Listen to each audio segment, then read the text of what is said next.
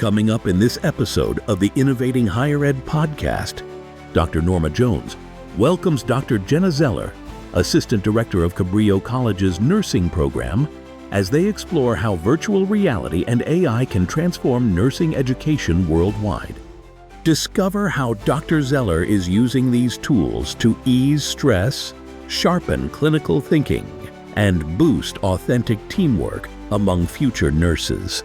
Join us as we boldly explore new frontiers in educational innovation. Hello, Dr. Zeller, and welcome to the Innovating Higher Ed podcast. Hi, thanks for having me. I'm good. You and I met actually just really randomly in September of last year at the AI Summit. Yeah, I jumped in last minute to moderate your session right after my own session. Didn't know anyone on the panel and was scrambling beforehand to be like, how do I introduce you all? Can I know anything about you?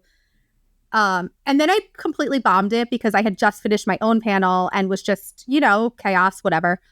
And you guys were like the greatest cheerleaders in the world. I was like, I just want them following around, telling me how amazing I am all the time. Like you were like, wasn't our moderator amazing? And I was like, I did nothing. Like I stumbled on my words and didn't know who any of you were. But I loved it because everybody needs a cheerleading team. And you guys gave me that for the day. Well, I just remember it's like you literally stepped in like 5 minutes before the session started. And we had one of the bigger rooms. And it was literally like, hey, how are you? Get started, go. And it was just so amazing that you just took that over at the very last second. It wasn't even like an hour's notice. It was literally 2 minutes. For better or worse, I have a tendency to take leaps of faith and jump right in. It seems like that's a trajectory of mine. But there's a common theme there that I tend to just be like, sure, I'll figure out what I actually said yes to later. So far, made some mistakes, but overall, I'd say it's working out. So, and that was another one because we met and I met some other amazing people. And the teamwork and the cooperation that we've been able to do because of that has been phenomenal. This is amazing. And we talked about this leaps of faith in a previous conversation that not ended up with you, but you got into Johns Hopkins based on that leap of faith. Can you kind of tell us about that journey? Like why nursing and volunteering, as an EMT and how that got you into Johns Hopkins at 19? So I was in college and volunteering as an EMT for the fire department, which not sure why anybody lets 18-year-old, be in charge of your emergency health, but sure. And I was an EMT and I was supposed to go to med school. That was the plan, but I wasn't really into it. I was into healthcare, but like med school just seemed like a lot and a really long time to get there. And I just wasn't convinced. So I applied to nursing school. I didn't know what nurses did. I applied to nursing school. I had no idea what nurses did, but I just did the prereqs and applied. Applied to 2 schools. Incidentally, did not get into the other one, which was supposedly easier to get into. But I got into Hopkins, and it was interesting because I didn't really know what nurses did. But what I realized is that when Johns Hopkins accepts you, and at the time they were a highly ranked nursing school. I don't know what the current rankings are, but what I realized is that when Hopkins says yes to you, you don't get the option to say no. You just pay a bill and show up when they tell you to. So I literally just showed up to nursing school. I don't know. Wasn't really sure what nurses did. I knew that they were at the patient bedside doing things healthcare related. And then I just showed up at nursing school one day. Turns out I liked it. So that's good. It's not like, it's a career now or anything. And I love this. And so now you're at Hopkins and you became a bedside nurse, yes? Yeah. So after Hopkins, I worked, at the bedside for 2 years. I tend to get antsy in life, which probably is related to leaps of faith. But I got antsy, so I decided to be a travel nurse, which basically means that you take roughly 13-week contracts around the country. Hospitals that need put out bids and you can, apply for short-term contracts. So you can travel around, see the country and work. So I did that while getting a master's degree because I didn't know what I wanted to do with my master's, but I figured I would need it. So I just got a master's degree too on the side. Worked through that. That took me a long time. That took like 6 years because I just did one class at a time because I was like, why? I don't know. Just going to do it. One class at a time. And then I landed out in California and met my now husband. And he's, stable in his job and not moving. So now I'm here in Santa Cruz. But so that forced me to stabilize out in one area of my life and not continue to get antsy. But so I worked out here as a charge nurse. And then I finally realized that I was burned out. It took a while for me to see it. But I started to kind of just feel like doomsday, like everything was negative. Like I didn't find joy at work anymore. Gosh, if any of my former colleagues hear this, I'm sorry. But I was burned out. I started young. I became a nurse at like 22, and there's a big emotional toll in nursing. No one taught me how to deal with that. So by the time I was later 20s, the burnout was real. And I had how many years left? Do we not get to retire till we're 67 now or 68? Like they just keep pushing it back. And I was like, holy cow, I can't do this. And so I got a job like day shift surgery center, more relaxed environment, less life and death. People got to go home after their surgeries healthy for the most part. And that was really refreshing. But I kept finding myself in the teacher role. I started teaching.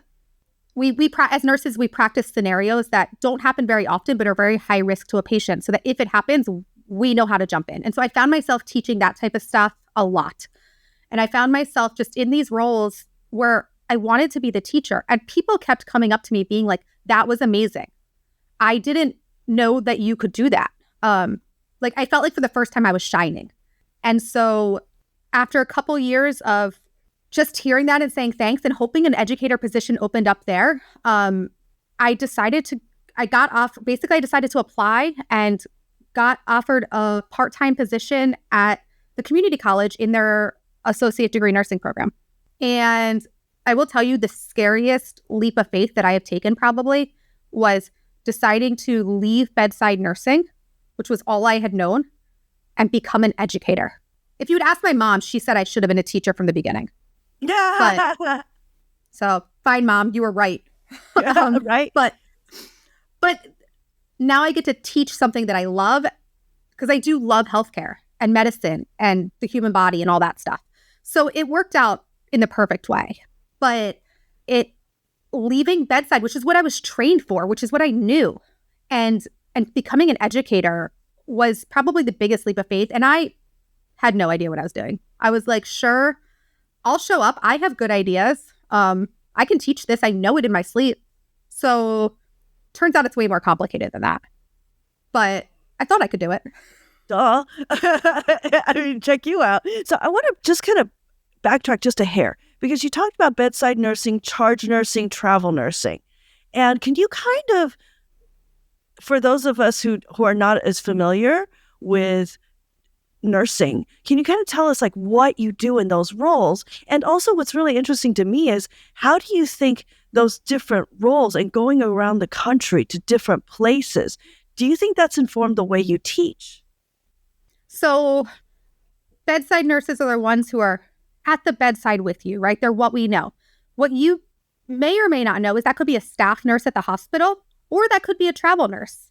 That could be a nurse that usually you need a couple years experience before you can do this, but they say, yes, I want to work in Arizona at this hospital. And so they show up, they get 1 week if they're lucky of orientation, if you're lucky, and then they're said, go fly.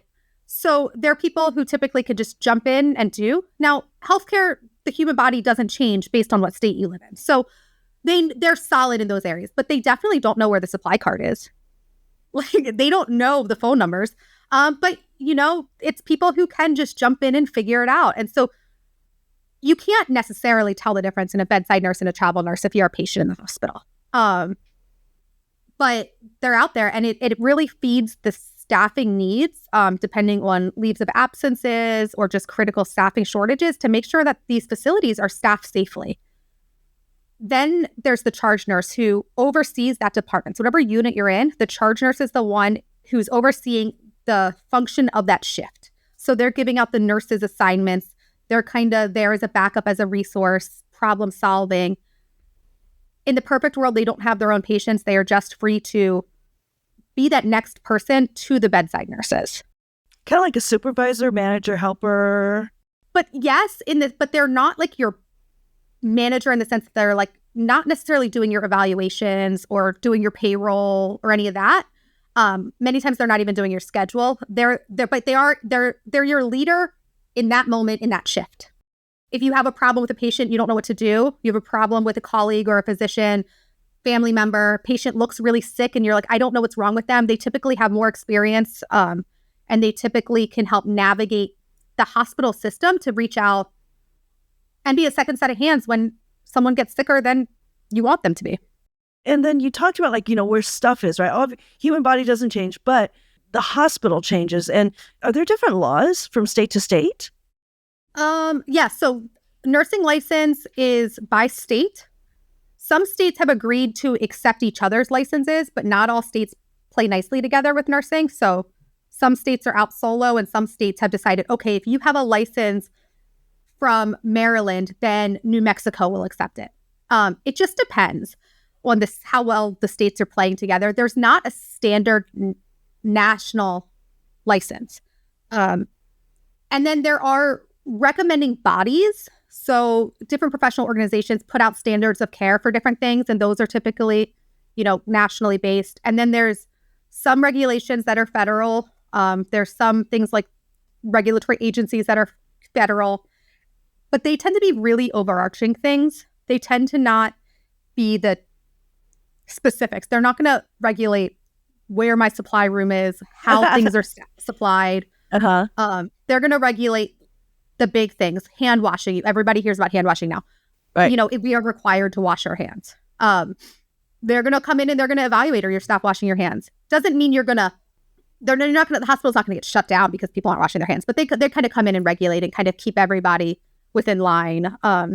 Emergency policies, fire evacuation, right? Like all those things are kind of standard, but no one's going to tell me the specific details of logistics. I know how to safely give a medication. There's rules around what do I check, right? I need to check who you are, identify you by 2 identifiers, your name and something else like your date of birth. I need to check the medication, make sure it's all the right things about the medication. There's all these steps, but no one's going to tell me where the medication is. So I can just walk in circles trying to find the meds. They're probably in a cart locked up somewhere, but these are the things where you're like, where is the vital signs machines kept? Where are the extra linens kept? That's where you just lose so many seconds that amount to minutes that, just trying to figure out, or what's the policy here or the culture here around needing to call a physician? How do we do that here? Do we call cell phones? Are we still using pagers? Some hospitals have these secure texting apps on the computers. Do I go through an operator? Do I just call directly? How do I know who's on call?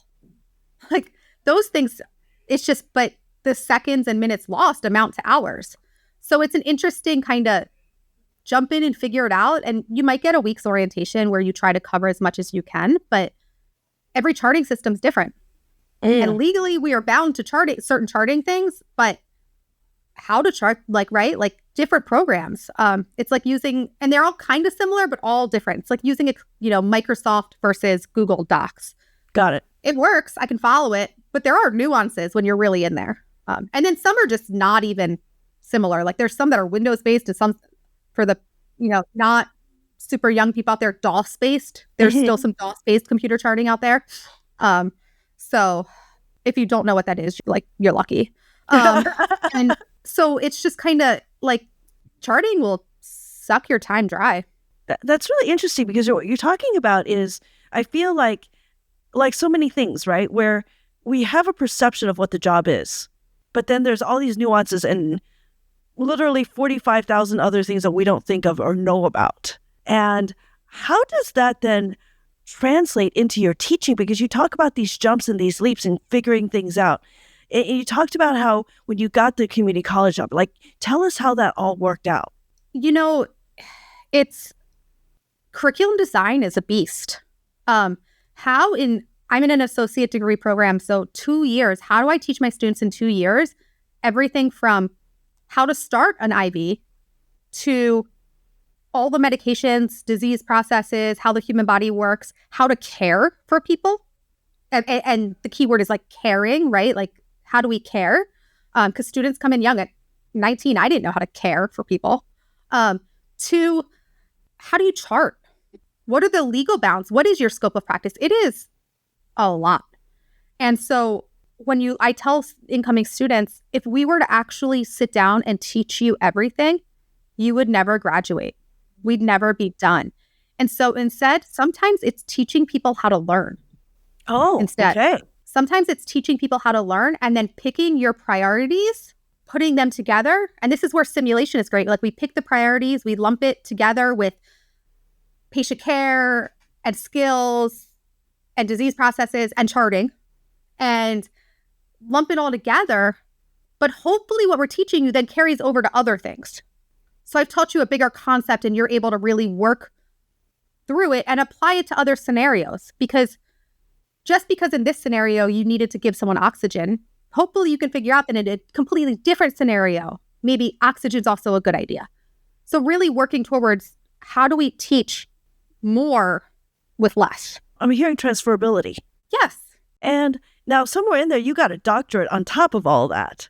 So I started this community college and, I don't do a good job sitting back and being quiet. So I just start getting involved in a lot, probably too soon. I'm not sure how they felt about that. I think some of them, it's fine now. So, but you want the new person should really, in all the leadership books that I read and listen to, you should really spend that initial time soaking it in. No, I'm not very good at that. I am working on that. But this is the thing, though, because I think what you're telling me about jumping in and what you're telling me about over and over again, that you're kind of these things just fell in your lap. There is an intelligence operating there. There is something operating that is making these things happen, and that I think you recognize patterns. And so that when you do take a big leap, it's not on faith. It's actually probably a lot more precise than that. And again, that's just me talking. I agree. I think there's some subconscious, I really believe that your subconscious is smarter than you. So like it picks up on the things that you can't name, right? It's that gut feeling. And so I think my subconscious knows I'm okay to take that leap of faith. I'm not diving headfirst into 2 feet of water. My subconscious knows this is a great idea, even when my conscious is there saying what are you doing? You're crazy. Don't do that. So I get this job and I just am jumping in way too much, but that's cool. And then I realized if I'm going to stay here, I need a doctorate. Mostly, to be completely honest, mostly for the pay scale. At the college level, you need a doctorate to really spend your career there. And so I initially was that's why I'm going to go do it. I actually like it here. There's a longevity here. There's an allowance for autonomy and creativity and leaps of faith that I'm not used to having that I really love here. And so I'm going to get a doctorate to make this a viable career because bedside nurses make more money than teachers. So I got to fix that. I got to help myself out there. And then I can learn more. And then I have the credibility. All these ideas in my head, I can learn how to make them come to fruition and have the credibility. Because the first time with my first project, I'm going to be in a program and they're going to walk me through the steps. So now I have the credibility to really do this on my own. And then I know how to maybe do some projects and research and know how to prove that it worked rather than just saying, don't you all see it worked? Now I know how to actually give the statistics and say, this worked. So it had a lot of really good reasons that I should get a doctorate and I'm proud of it and need it. At the time, another jump of sure, yeah, I'm going to need this and I don't really know why, but I need this. And so I'm going to go get it. While raising children, full-time job, whatever, it's fine. Another shout out to my husband there. I don't know. I went for it and I'm glad. And I learned more than I expected to, of course, right? Because I, again, didn't know what nurses did, didn't know what my doctorate did, but knew that there was something to it, right? We don't just hand out doctorate degrees. So there's got to be something to this, and ended up in a good program that showed me the way. So I love how you're talking about this. You mentioned that nurses are often that lifeline between both the best and the worst moments in a patient's life. How do you teach students to carry that heavy responsibility and really show up for people when it matters most? That's a challenge, because pre-virtual reality simulation projects that we can go over, you go into the classroom and you tell them, you are there on someone's best day and you are there on someone's worst day. You will bring life into the world, and you will be the only person there to say goodbye to someone at times. And so how do you really teach that? Like, you go in and you tell them this, and does it hit home? Maybe to some people who have been there before, but then you also have 21-year-olds who are like, cool, whatever, they don't get it. I was that one. I was that 21-year-old. It's developmentally, that makes sense. They're just not going to get it. So how do we teach that? Well, when you take them into the hospital, do you want that student who really doesn't know how to portray that caring aspect and that communication and that critical thinking in an emergency? Do you want to be that first patient? Because I don't. I want them to learn it first, right? I'll be the first patient after they've demonstrated it already, after they've practiced it.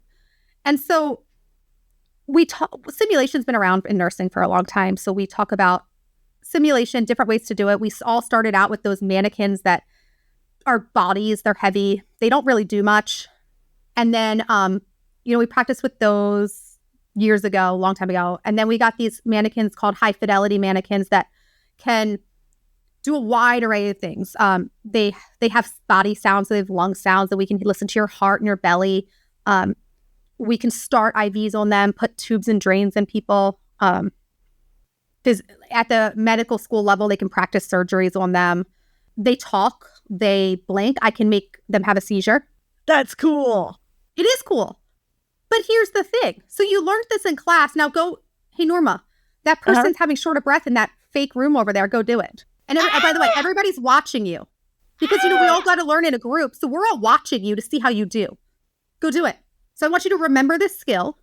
I want you to remember the concepts I taught you. I want you to apply it to this scenario. And odds are I didn't make it an easy one because limited time. How are you feeling right now? The anxiety level's through the roof. Like, I've had students come in shaking, super anxious, just like, I can't do this, right? You can stuttering.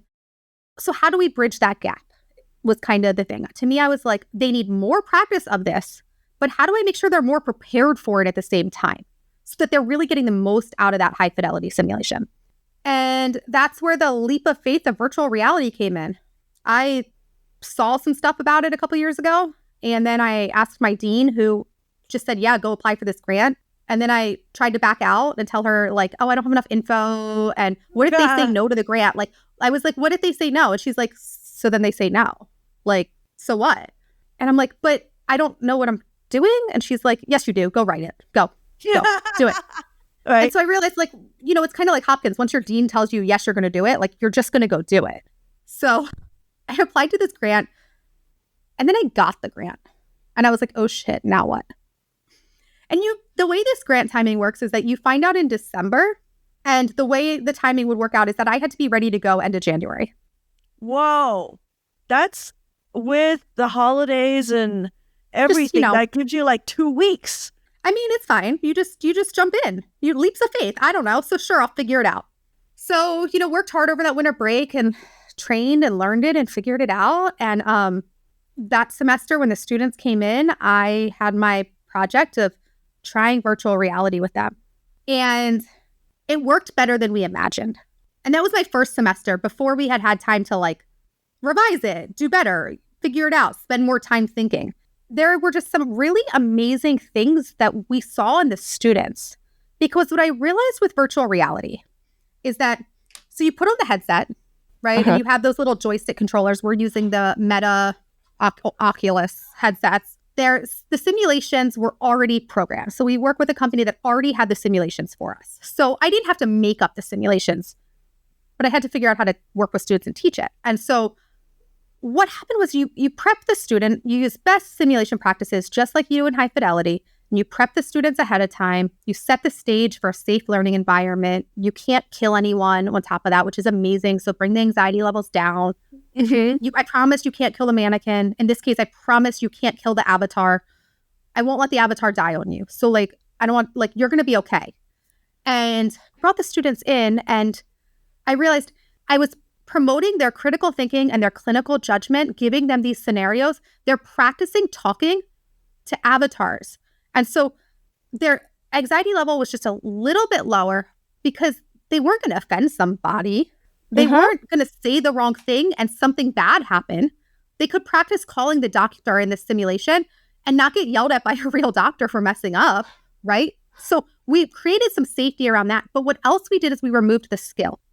So in virtual reality, if you want to start an IV, you pick up the needle and you place it on the avatar's arm because you're not actually holding a needle, you're holding a joystick.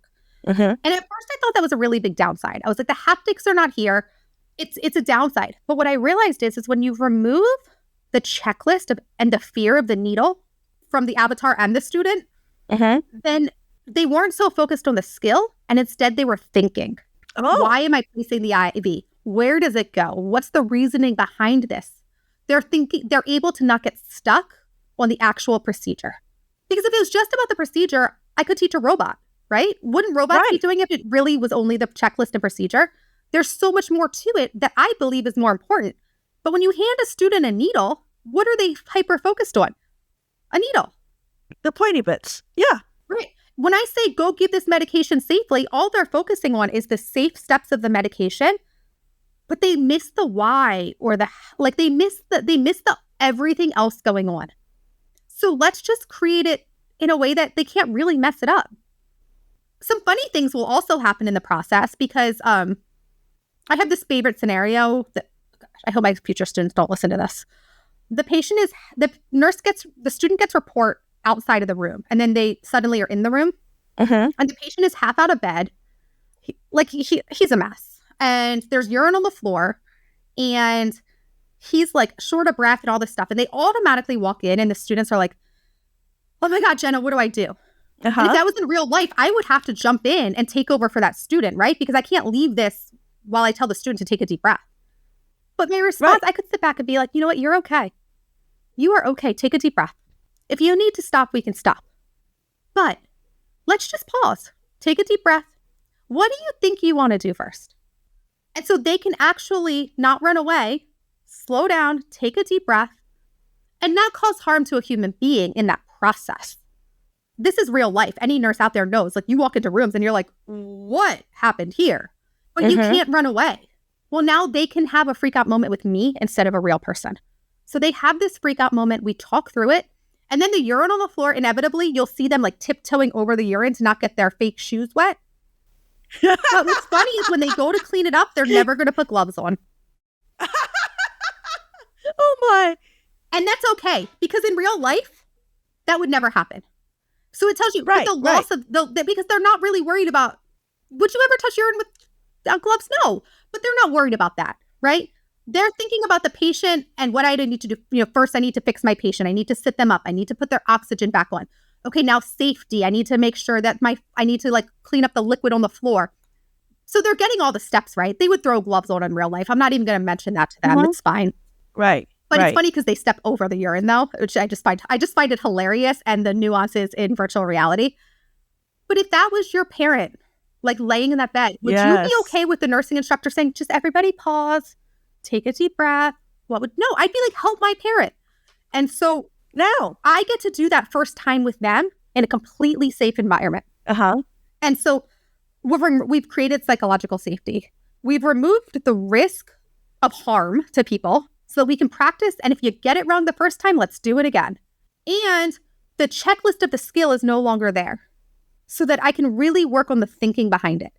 And then you take them to high fidelity. So you take them back to that room with the mannequin that acts like a human but is not, but it's the real mannequin, not the avatar. It's a real room that's set up with real supplies, and they have to do real procedures. And you give them similar-ish scenarios where they can apply the virtual reality concepts to the high fidelity scenario, but now they actually have to do the skill. But I've isolated out critical thinking and clinical judgment from the skill. so that I'm throwing it all together as a last step, not a first step or only step. Right. And so they know what to do, and they still freak out because they're being watched and because there's now a skill and a needle actually in my hand. But it's easier to remember you know what to do when you've done it before. Right. And so hopefully I'm layering all that in a way that's really working, like as a whole, to build that memory and build it in a positive experience. Because if they don't get it right, then they walk away being like, I don't know how to do that. I failed. But if I've layered it so that they do it right and we're able to focus on how they did handle the emergency properly, then when they face that emergency in real life, that subconscious level of freak out might actually say, you do know what to do. Go through your steps. This is really amazing. Now that I think about this, the way it's a lot of times, it's not driven by failure. I don't want to mess up again. I don't want to do this again, right? It's more of, okay, let's catch all of this stuff incrementally so that you're building this future nurse from like basic building blocks. And instead of starting with the skill, you're literally looking at them psychologically. This is amazing. So that even if something does go wrong, they have a mechanism to deal with it instead of freaking out. Well, and I want to take you down a tangent that I haven't discussed with you before. We'll see if you bring me back or not. You bring up a really good point of creating these students on what they can do instead of what they didn't do right. And we bring this back to burnout. We look at the issues we have in healthcare providers with burnout. And I just got back a couple weeks ago from a retreat, and it was phenomenal. But what really spoke to me was the moral injury that happens in healthcare providers. And moral injury is my understanding. I'm not an expert. I literally learned about this 2 weeks ago. It's what I should have done differently to help someone, or what should have happened. Maybe it wasn't me, but it was somebody else. But what I watched go down that should have been different. And how healthcare providers, we're humans, and we carry that weight of the world with us. So all those horrible things that I've watched go down, what should I have done differently? I was 22 years old. Do you think that there's not things in my career that may or may not have made a difference, but that I don't carry that? And it's simple things. The patient, it was how I talked to the family member after their loved one died. So I wasn't saving anyone. There's no lawsuit to be had here. But I could specifically remember my first death where there was a family member there. And I just didn't know what to do. But 20 years later, I'm still thinking about that. And what if I could go back now, what would I have done? And all those scenarios, and then the things that, what should have happened differently, that did harm someone or didn't harm someone, but whether it was me or someone else, we carry all that. But if we can do a little bit to build a little bit of positivity in these students about what you did right, instead of the building blocks being what you could have done differently, and not taking away the accountability from when they make a mistake, but really starting them off in a way of saying, yeah, there were some things we might do differently, but let's do it again. And let's make sure that you walk away knowing that you can do this. And building resiliency that way. So building the positive resiliency instead of the negative resiliency. And really, can we do something about this burnout in the process by not only practicing more so we do better, but also really looking at that, you can do this attitude rather than that I do everything wrong attitude, which is so much more damaging. You're right. And if we just kind of pull this out of nursing for a second, we see this all over just daily interaction, right? We can think back to conversations that we had 4 days ago or a month ago or a year ago or 20 years ago where I could have just said this, okay? And it may be in a professional setting, it may just be a normal everyday setting. I could have done that. And we are more likely to retain negative, right? So if we have a bad restaurant service, we're 7 times more likely to complain about it than when we have good service. So we retain some of that negative. So that's so interesting. Well, and if you think about it, as your healthcare workers, everybody fills out a patient experience survey. Who do you think's filling that out? Happy people or unhappy people? So the healthcare workers are already getting bombarded with the negative. So when we look at this moral injury along with this burnout and then this feedback of everything I do wrong, we can't change all that. I can't change human nature to complain more than report positive, except that I can tell people, hey, think about that for a second. Do you mind filling out a positive? It would really be nice. but to really just change that framework to build them up and still create accountability, because we do have an accountability problem where we need to make sure that it's not to say, oh, I'm not giving out like participation trophies in healthcare by any means. You can't. Yeah. But what I can do is give you a chance to do it again and build the building blocks in a way that you do succeed. And then when you make a mistake, we'll go through the whole process of what you would do differently. But what I hate about simulation, there's two thoughts on simulation. It's the repeatability. There's a school of thought of we go through it and we debrief, and the debriefing standards are recommended, across the board, but it's, how do you feel? What did you do well? What would you do differently? What is your biggest takeaways? I'm oversimplifying it, but that's what it is. So we're going to talk about what you did well and what you would do differently. But what's that student walk out remembering? What I did wrong, right? All my friends, my instructor, they saw me do something wrong. I fumbled. That's what they're going to remember, like you're saying. So there's the school of thought of just make sure that debrief is really psychologically safe and everybody's okay. And I actually fall into another one, and implementing this has been a challenge, but I want to redo. If they didn't succeed, if there's big do differentlies, or their feels are still like, oh, like could have done better, I want to give them a redo. Dust yourself off and go. Try it again. Yeah. Like, let's talk about it. What are you going to do differently? Okay, no, go do it. We'll talk about it. Let's spend 20 minutes talking about what went down. Let's give you the knowledge that you need to succeed. Because now when you did it again, and you will succeed the second time because it's exactly the same, but you're doing better. And we debrief it again. How do you feel now? And so we're building into our curriculum, I'm no longer a failure. Our simulations, we're building in not 100% of repeatability like that. There's some tricks of the trade to build it in so that not everybody's repeating every scenario, because I'll run out of time in the day, but ways to layer in repeatability so everybody gets that feeling and that experience of actually walking away succeeding. My goal at the end of the day is that every single one of my students has a chance to succeed at simulation, not attempt a simulation. This is amazing, because if we look at the timing, right? Because a lot of times when you have a simulation or do something, you debrief way later. And there's no chance of fixing it. You're just getting the criticism. Well, you're getting the sandwich, right? You did good. Here's how you fix. Congratulations, right?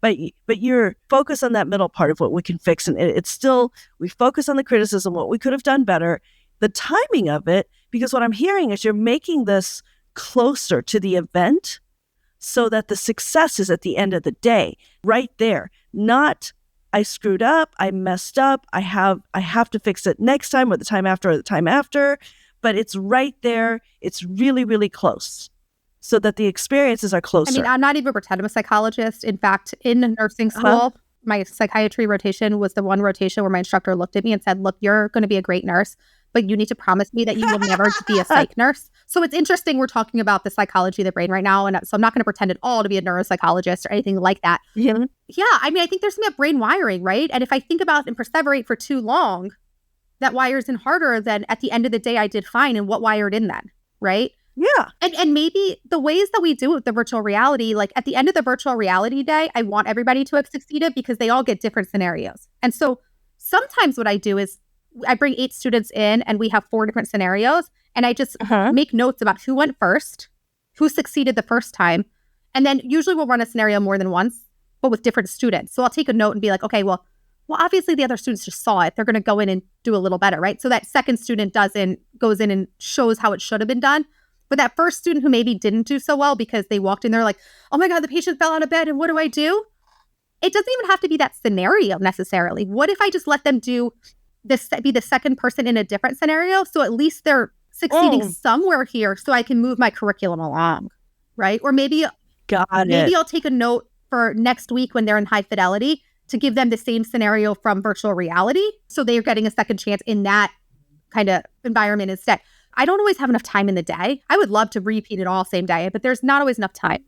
But there's a way to at least ensure that in a short time span of a couple weeks, right, in the content that we're learning, to make sure that we're balancing out everyone really getting that opportunity to have a redo or a first time after watching it before in a successful simulation. Because yes, I want to push you in simulations to the learning point, because I don't want to just give you easy ones that I need to push your brain to learning and improvement.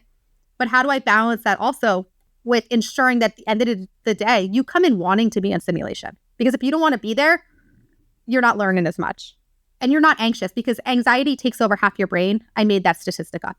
And but I mean, we've all been anxious before. You go to the doctor, you're anxious, and then you walk out of the doctor's appointment and you're like, I don't know what the doctor just said to me.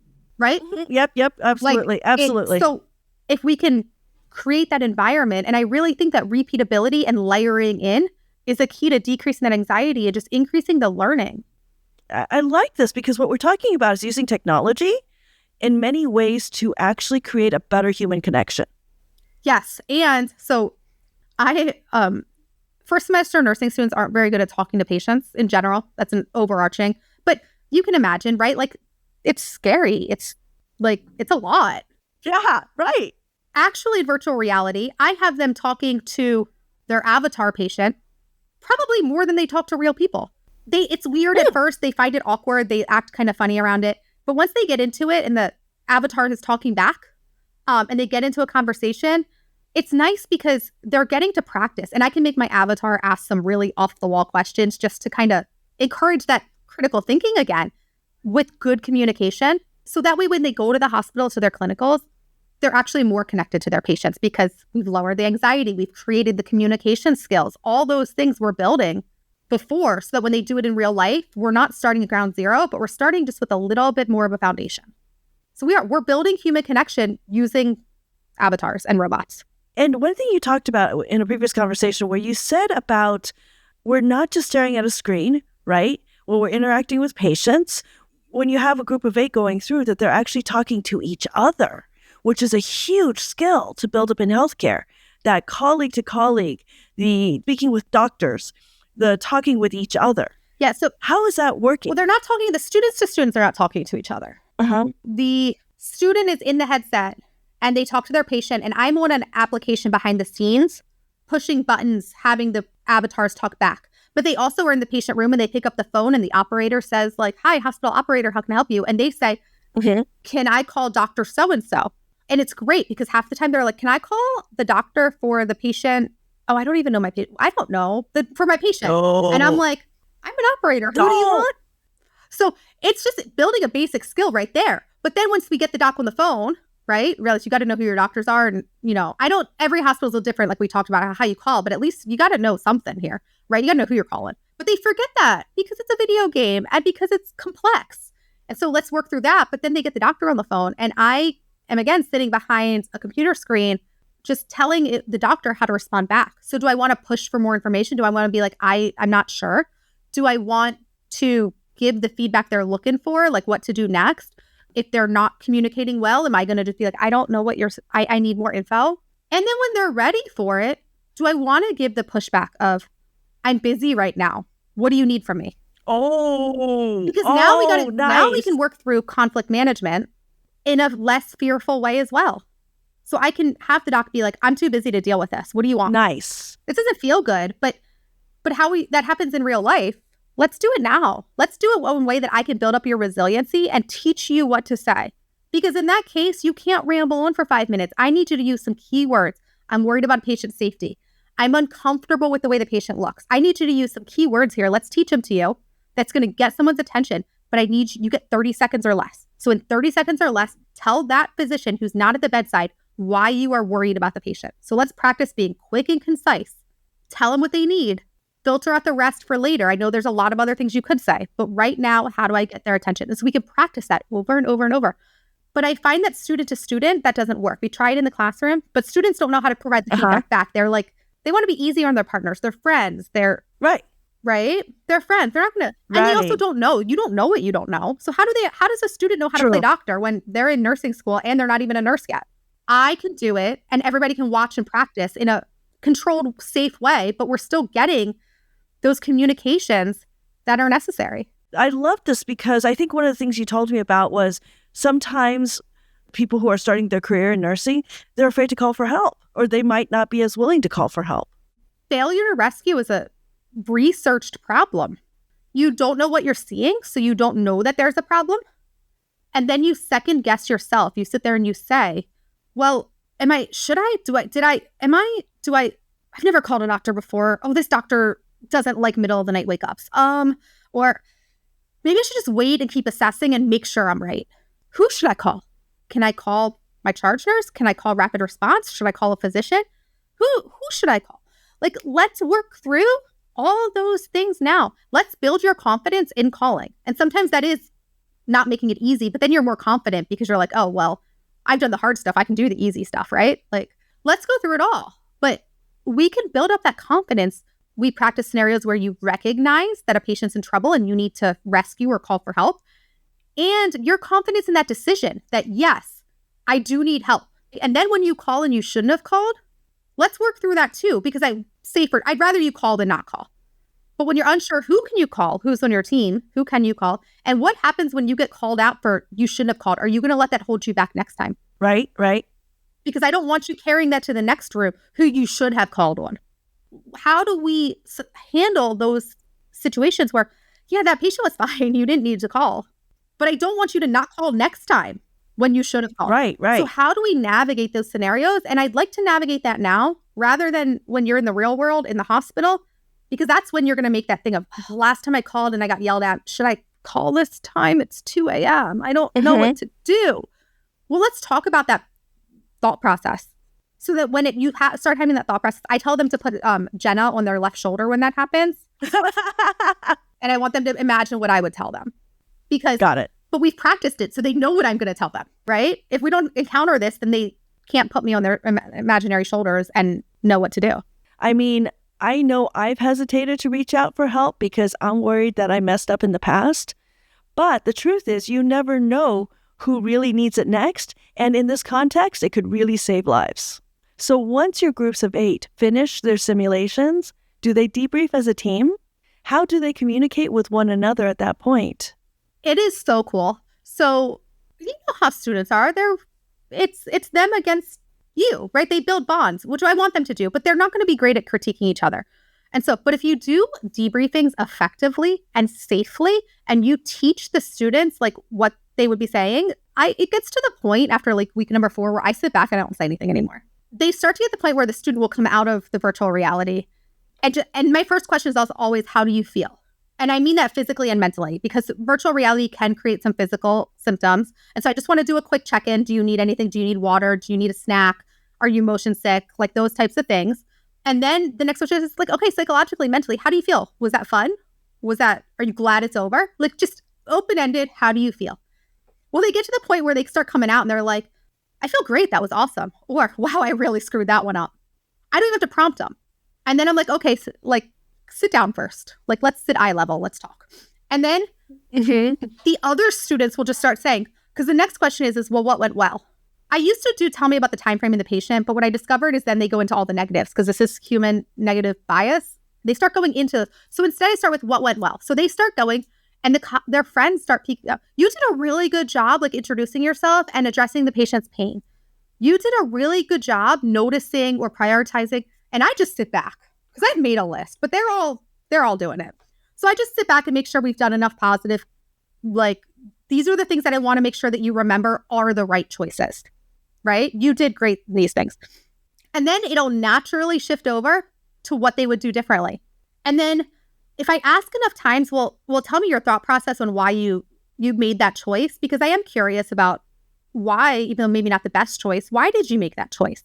Because I think digging to that level helps you remember better, right? We remember situations. We don't remember facts in our textbooks. We remember situations. So let's make sure that we have a situation.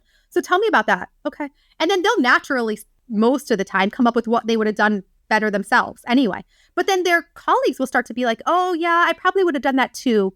But also I noticed that you also missed, if I had taught them in a caring and compassionate way how to critique, they learn how to critique each other.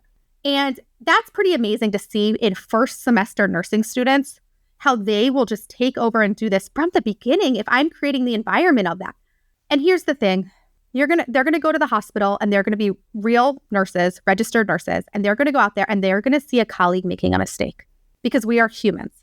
And they can be terrified to speak up, or they can be confident in their ability to respectfully provide some feedback that could make the difference in a patient's outcome. And so how do you do that? Well, let's just under the radar start teaching them some of that now. I can't promise that that's going to have a real outcome. Like I don't want to live in a fairy tale land where I'm like, now they're all going to be perfect in the real world. No, they're not. but we have to start somewhere.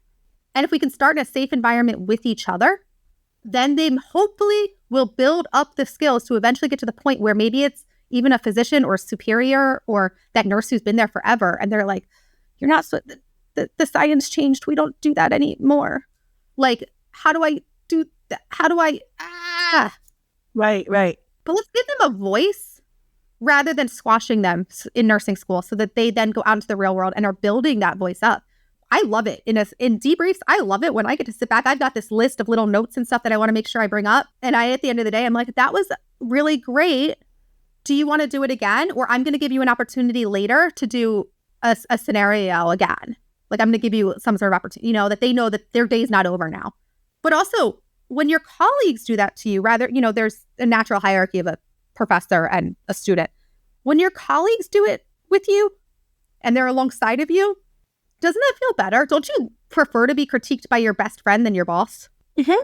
I have no problem with them learning it. And I think if I'm setting the stage, I'm still there to ensure that we follow, because I don't teach the students correct best standards on debriefing. So I'm still there. I'm still actively listening. I'm present. I'm not working on my grocery list. Yeah. So I'm there. But if they could do it for each other and build, then maybe some of them are going to go work with each other. Maybe a couple of them are going to get jobs together. I'm not worried about them helping each other, positive or negative, right? Mm-hmm. The education doesn't stop in nursing school. So building those foundations and building blocks. And also you're teaching them how to learn, as you said earlier, right? Because half of learning for me is seeing what other people do and offering information, not because I want to correct anybody, but a lot of times it's like, well, why did you make that decision? Should I copy that? Do I do that? Should I not do that? Right? What can I copy from you? What can I learn from you? So I feel like you're actually giving them that building block or the tool of how to learn as they progress through their careers. And it's a really great point of, tell me why you did something because you did it right. Right. Because if I saw you do it and it worked out great, but tell me why so I can remember, right? Like, tell me why so I can take that and apply it to a different scenario. I need some background info here. So you're right. It's not all digging deep on the negatives. It's tell me your thought process on the positives too, so that I can be a lifelong learner. Then when I go to the hospital, I'll ask that senior nurse, hey, I saw you do something and I'm just curious about it because I respect you, not because I'm critiquing you, but because I respect you, but I don't quite understand it. And in order for me to implement it, I just need more info. Now, if I were a senior nurse and you had someone just coming into the job and they approached me this way, or a senior in any position, right? If this happened, I would actually respect this person a lot more as a colleague. And that would actually make me want to exchange information in more open and collaborative ways. Yeah. I've had some of my simulation instructors have, and some of them last semester, I had a couple of brand new simulation instructors. I mean, they did not know how. And they started to implement these ideas that I've just never done in our program before. And I was like, wow, that was cool. But I didn't really know why they did. I was like, so I went up to them. I said, hey, normally you start this, you pre-brief and then you start the students and then you stop and you end the students. Mm-hmm. And they were having some issues with the students that were observing, not paying attention enough. Uh-huh. So, because they were just observing, like in quotes. So they started calling switch. Oh, cool. It's like, isn't there a game where you do that? There's like an acting game, like an improv game where you do that. But they started calling switch. Oh. So you had to be paying attention to know what you were picking up from. And I went through and I was like, interesting. Awesome. I have a lot of reasons why this is a horrible idea. And I also have a lot of reasons why this is an amazing idea. Can we talk about it? Hey. Yeah. And in the end, I love it. It's not every scenario. It's not done mean when a student's checked out. Like if you notice a student's not paying attention, you don't call switch and put them in there. Like that doesn't create a safe environment. Right. So you do it in the right times with the right people in the right scenarios. But just naturally, it keeps the students more engaged because the students generally want to be there. They're distractible. It keeps them engaged a little bit more. So she started calling switch, but I'm like, tell me more. I love it. And then I'm like in the next group meeting, I'm like, can you share with everybody else what you're doing? Not that they have to do it, but let's just create that culture of sharing ideas, of sharing different ways to do the same thing so that we're building our toolboxes for when we need it.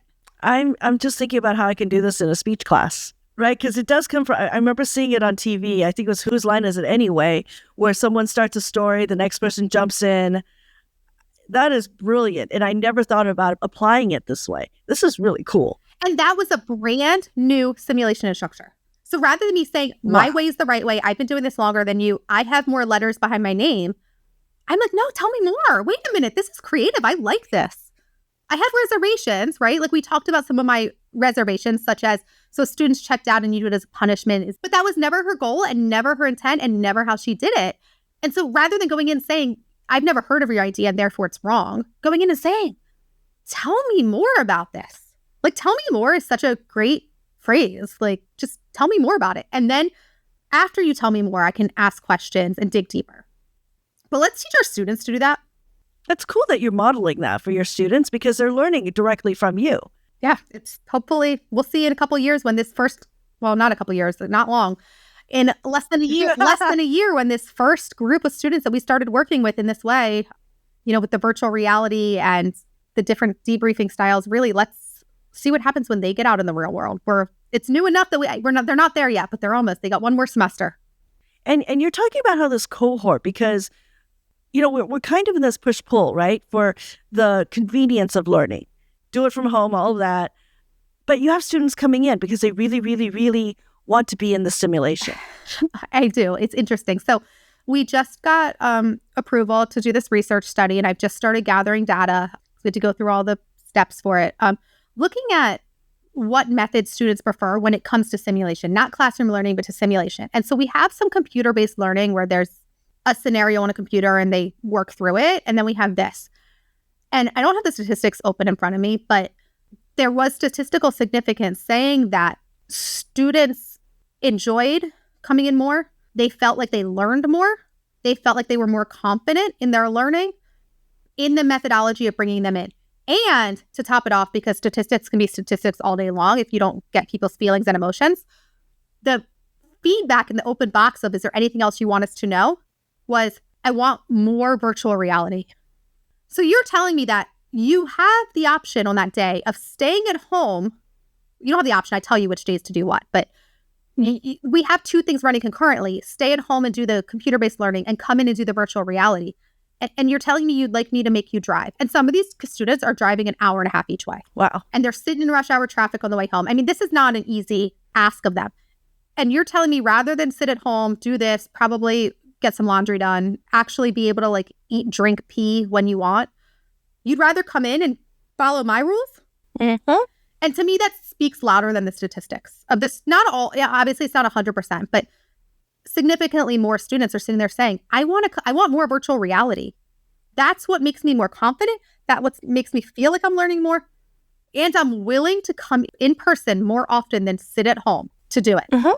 I'm willing to go out of my way to engage more is what I'm hearing. I think if you do it right, they're willing to. The problem is, you know, what you're also alluding to is, you know, online classes and at home. And what that tells me is that we're teaching them in person wrong. You know the joke of like a meeting that could have been an email? Yes. Are we bringing them in person for a class that could have been done online? Or yes. Are we bringing them in for purpose? And if there's a purpose in bringing them in, then I think that feeling of I want to be at home would shift. But I agree. Why would I come to work in person if I can do it from home? Why am I coming to these meetings that could have been an email? And I'm not saying my program's doing that for those of them that are listening. Yeah. But like it's you know, it's that same mentality of have a purpose to bringing them in.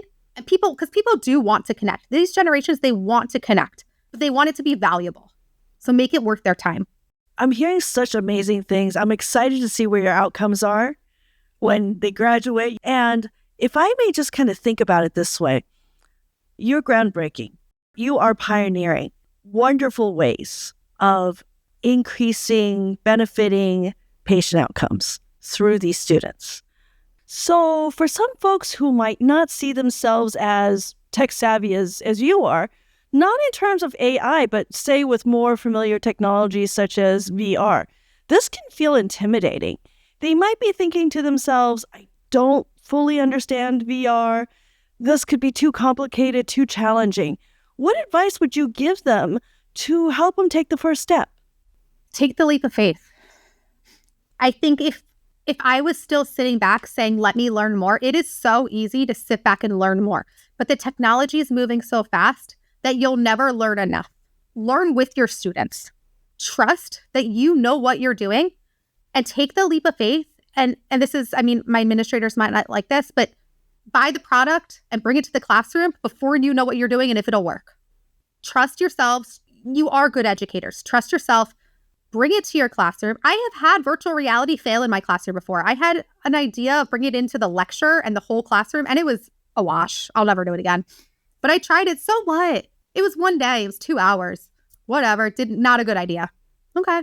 I made we're not focusing on my mistakes today, but I can tell you a laundry list of the mistakes that I made in the process of this. You'll learn from them and you'll grow from them, and you do it with your students. And I think you'll gain your students' respect by not being perfect and by making those, being like, yeah, you know, guys, that didn't work. What could we do? What do you want to see next week? But you got to trust yourselves and go for it. This is so important because we're thinking, I'm looking at imposter syndrome, right? What you said earlier, learn this technology with your students. Yes, it failed one time. Okay, I'm not going to focus on that. And we see this, I see two threads here. Number one is this is what you're modeling for your students. Hey, you might completely mess up, but pick yourself up, dust yourself off, move on. And the other part of it is if I may just switch a little bit thinking about artificial intelligence. That's one of the biggest fears, maybe, is that imposter syndrome. I don't know how to use the technology. It's moving so fast.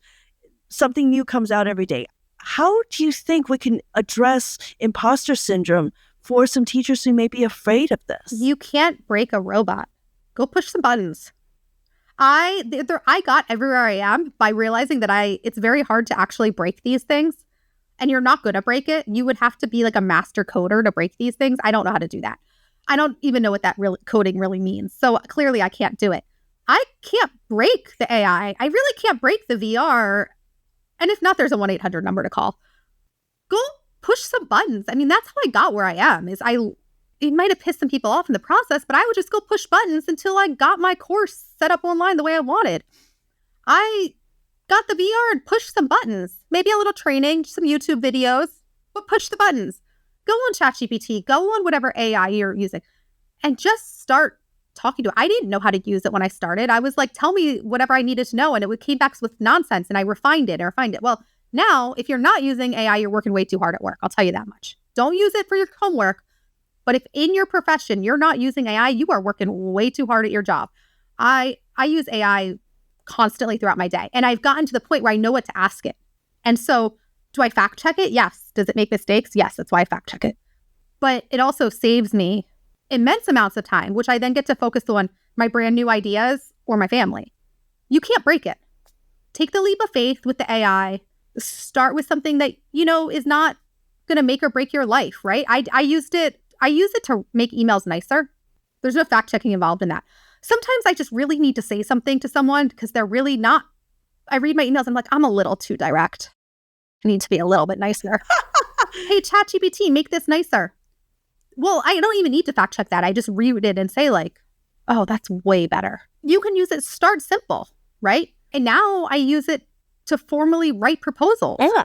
I use it for evaluations. I don't put people's names in there, but I'll say, write me an evaluation about someone who's doing really well at these things, but needs to improve these things. So I know what I wanted to say, but it's able to put that in language that works. And then you can say to it, well, I didn't really like it when you did this. Fix it and do, It does course outlines a record. It does learning objectives and student learning outcomes. I mean, I'll tell it the objectives. I'll give it a course outline and it'll give me my learning outcomes. And then I just have to tweak it. Educators out there, it'll do Bloom's taxonomy for you perfectly. And once you use it and you keep using it, you'll figure out what you can use it for in your own life. I really like what you said about, I know what I want to say, but it helps me with the words. English is my second language. And every once in a while, it's like, I know I want to say this, but I can't figure out the fancy way to say this. And I'm going to say this like a 5-year-old or have to use Chinese words. I tell it to make me sound smarter. And a lot of times it'll actually make my writing sound smarter. But sometimes it also responds back like really nice comments, like, you're already smart, but I'll help you like with your life. Like sometimes it just feeds me compliments too, which I also told it I like compliments and I need some positive reinforcement. So it now does it occasionally. Yeah, I can say, make this sound professional, make this sound to a higher level because the email I need to send needs to go to someone who I need to sound smart for. but I just don't have it in me at 11 p.m. at night to make this make sense. I love this. And again, just, that imposter syndrome. It's like, I don't have the words, but it's okay to use this technology to give you these words because you are driving this. Use it for you. I love that. You drive the AI. Don't let the AI drive you. So don't go in there and have it teach you something and not fact check it because it's probably wrong. It's how I catch my graduate students all the time cheating. You drive it, but use it for to put it together for you. I kind of want to go back to nursing and AI and VR. I would say the last 2 years, we probably couldn't have seen where we were, right? In terms of AI, how quickly this is just evolving. Knowing what we know a little bit about AI, you're working with VR. Where do you think we're going to be? I'm not going to say 5 just because it's leaping too quickly. Where do you think we're going to be in a couple of years? And if you had a wish list, Jenna's wish list of what I can do with my technology to teach students, where would you go with that? What would be your wish list? God, Jenna's wish list. Where do I want to? But also, I think it is Jenna's wish list. Where do I want in 5 years? Probably the same thing. I want the technology for these simulations I want it to be mapped out in a way that I want the curriculum mapping to be improved, which we're working on, so that we learn the content, we learn the skill, we go to virtual reality, and the simulations naturally feed themselves in a way that push the student to learn. And the AI generation can really provide that patient feedback in a better way. And I don't have to sit there and moderate every single detail on it because I can run more than one student at a time. Right now, I can only run one student at a time because I got to provide the input. And the technology is getting there. There are companies out there that are working on this. It's just immensely expensive. But that I can run more than one student at once. And then the patient outcome, that avatar outcome, is based off the student response. So if they give the correct medicine, we get better. Dangerous medication, you get sick. Make things happen like that without me having to run it. And then going into the high fidelity, the more we can do to make that real, the better. So our mannequins are great, and there's the technology, the costs, I think will come down the more we use it and have it. Getting even better, more accessible equipment. And I don't have every medical equipment and device out there. So really finding a way that we can, I think virtual reality is probably the way to go to use a lot of this equipment that I'm not going to buy it for once a year. So let's put it in the virtual reality simulations. Really I need ChatGPT right now. I'm trying to find the word for making it all streamlined. So let's streamline this process. To really look at the curriculum and say, how do we streamline this and make it make sense in the best possible way for the best use of everybody's time for really long-term memory here. Like a coherentness. Yeah. I don't know. There's some really cool technology out there coming out with, instead of holding the joysticks, they use gloves, or you don't even need gloves because there's sensors in the room. And so maybe students can actually, with virtual reality, start picking up equipment and then actually getting the feedback so we can start to integrate more skills into virtual reality in a real methodology would be really cool. Getting this out to all the campuses. There are, unfortunately, the equity issue behind this stuff is huge. And I'm lucky that I've been supported in this and I've been able to find funding. But not every college has that. And I don't know that I'll have it forever. And I'm still a community college, which is facing huge budget cuts. And so the accessibility issue of how can we share regionally? Can we get some super, super, super fancy high-tech simulation of virtual reality and then share it regionally? But not too far, 45 minutes away or less. Because I need it. I can't go once. We got to go repeat it. So, we can't be 2 hours away and have the students going all the time, but we can go 45 minutes at 4 times a semester. So just improving and the technology, and which we're on track for, but making it affordable and equitable and finding a way for us to all share that wealth so that we're not all putting in billions of dollars to ourselves. We addressed many different things. We talked about nursing, the way you model, where you see things going in the future, advice for people dabbling in technology. What I found most valuable is you and I teach very different things. You're in nursing field, healthcare, I'm communication studies, and everything that you talked about, the modeling, the switching, the lifelong learning, I can see it applying not just to my discipline, but across all teaching. Absolutely. I think that's why it's really important we don't get hung up in what we're teaching, but just the basics behind it and how we're advancing with technology, because we can all use our expertise to teach what we're teaching, but the technology is kind of the same throughout. And it's so cool how you're leveraging this. Thank you so much for your wonderful advice. And I think hopefully people creating the technologies are listening because, maybe they'll create what you need. Feel free to reach out to me and I'll tell you exactly what I need. Thank you so very, very much for your time. Thank you. Thanks so much for tuning in to the Innovating Higher Ed podcast. If you enjoyed today's episode, please consider subscribing and sharing it with your colleagues and friends. Be sure to join us for our next episode as we boldly explore new frontiers in educational innovation. We would like to thank one of our founding supporters for this episode, the largest system of higher education in the nation, the California Community Colleges.